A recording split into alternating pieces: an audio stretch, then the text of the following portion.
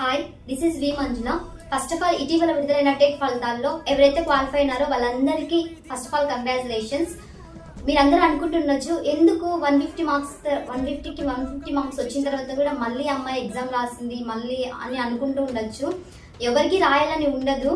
నేను కూడా రాయాలనే ఉద్దేశం అసలు నాకు లేకపోయింది. ఒకరోజు ఆర్కే సార్ వచ్చి మంజు టెట్కి అప్లై చేసావా అని అడిగారు. అంటే లేదు సార్, అప్లై చేయలేదని చెప్పాను. సార్ వచ్చి ఎందుకు నువ్వు ఇంత రిలాక్స్ మూడ్లో ఉన్నావు, నువ్వు 2022 సంవత్సరంలో నిరూపించుకున్నావు, తర్వాత ఇప్పుడు 2024లో ఈ కాంపిటీషన్ని ఫేస్ చేయవా అని క్వశ్చన్ చేశారు. నాకు కూడా అనిపించింది ఆ టైంకి, అవును నేను ఇప్పుడు ఎగ్జామ్ రాసి ఇప్పుడున్న కాంపిటీషన్ ఫేస్ చేయాలని నాకు అర్థమైపోయింది.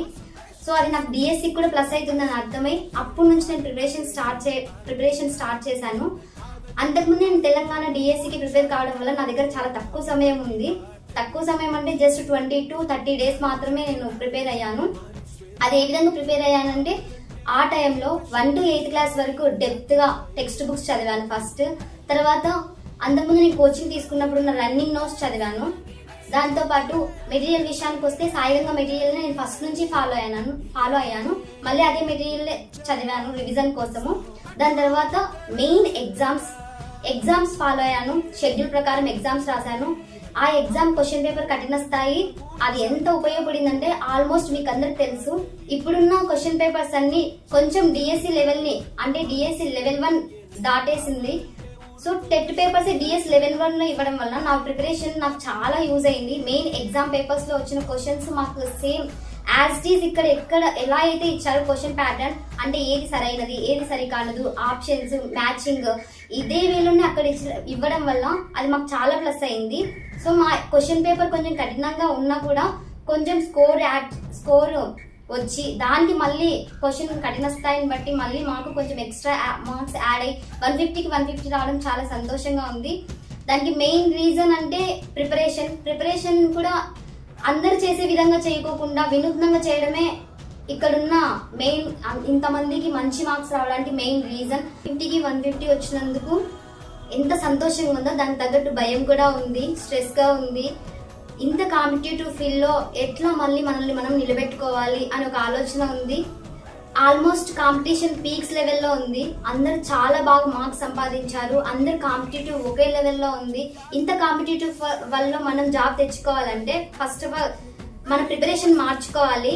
అందరికంటే డిఫరెంట్గా చేయాలి. ఎంత హార్డ్ వర్క్ చేస్తామో దానికి తగ్గట్టు స్మార్ట్ వర్క్ కూడా చేయాలి.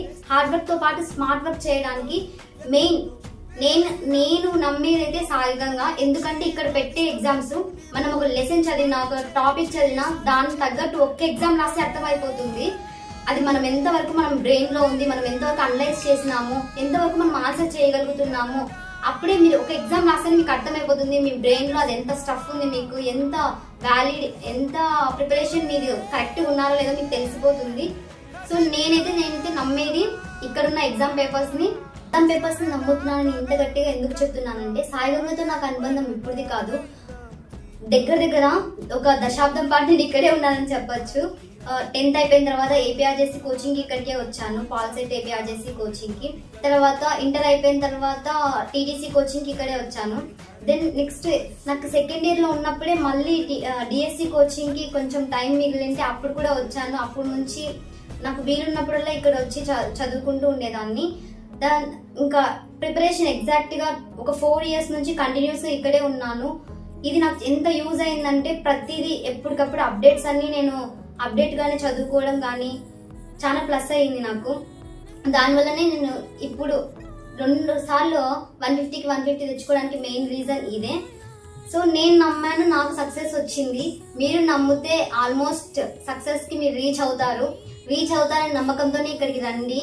వచ్చిన తర్వాత మీ ప్రిపరేషన్ మీకే చెప్తుంది, ఓ మనం ఇక్కడ ఉన్నాము, ఈ లెవెల్లో ఉన్నాము, సో డెఫినెట్గా మనం చేంజ్ చేసుకోవాలి అని. మీరు ఎగ్జామ్స్ రాస్తుంటేనే మీకు మీ ఇంప్రూవ్మెంట్, ఇప్పుడు ఫస్ట్ ఎగ్జామ్కి సెకండ్ ఎగ్జామ్ లెవెల్స్ మీకు తెలుస్తుంది. సో దాన్ని బట్టి మీరు మీ ప్రిపరేషన్ని మార్చుకోవడం మీరే మార్చుకోగలరు. ఓహో వీళ్ళు ఇట్లా చదువుతున్నారు, మనం ఇట్లా చదవాలి అని మీరే దానికి రెడీ అయిపోతారు. సో ఎవరైతే ప్రిపేర్ అవుతున్నారో వాళ్ళందరికీ ఆల్ ద బెస్ట్ చెప్తున్నాను. డిఎస్సికి ప్రిపేర్ అయ్యే వాళ్ళందరికీ ఆల్ ది బెస్ట్.